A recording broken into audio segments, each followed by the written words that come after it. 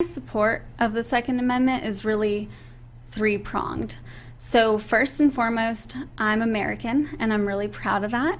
And both of my grandfathers fought in World War II. And so as a beneficiary of their sacrifices, I think it's so important. It's one of my biggest duties to protect and preserve our rights, and that starts with the Second Amendment. Secondly, I was born and raised actually in Turkey in the Middle East, and I'm a dual citizen. So I'm sorry, you're a dual citizen? Dual citizen. Wow, okay. Unfortunately, I've seen how quickly a dictator can take hold and power over people. Yes. And especially so when they are not armed.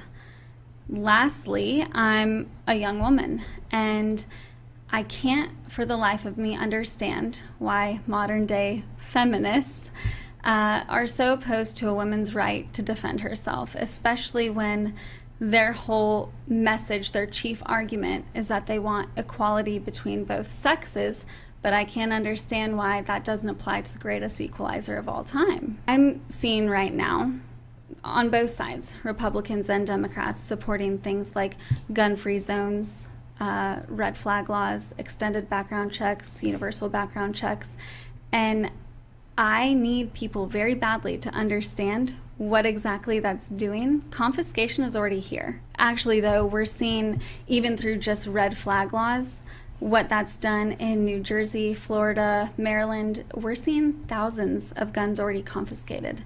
People say all the time, oh, that'll never happen in the States. It's happening before our eyes. So actually, this is, quick check where we're on time. On the red flag laws, the gist of that, I believe, and please correct me if I'm wrong, the gist of it is that if you are concerned about a loved one, a neighbor, someone you know about, and you think, this guy over here has a gun, and I think he's a little bit dangerous, it is a short-circuited way you go and get a court order, I guess, and to say, there's some process, and they decide this person's gun should be taken away. Yes. So what is it? So obviously you're not supportive of that.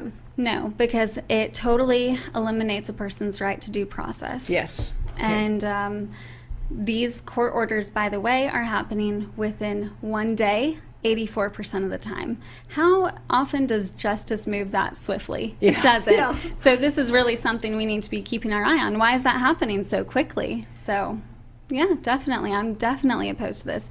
You should not, based off of what somebody says, have your right taken away. Because just like we witnessed with Brett Kavanaugh, people can say some things that may or may not be true, and you shouldn't. I mean, the court of public opinion is no authority over your rights.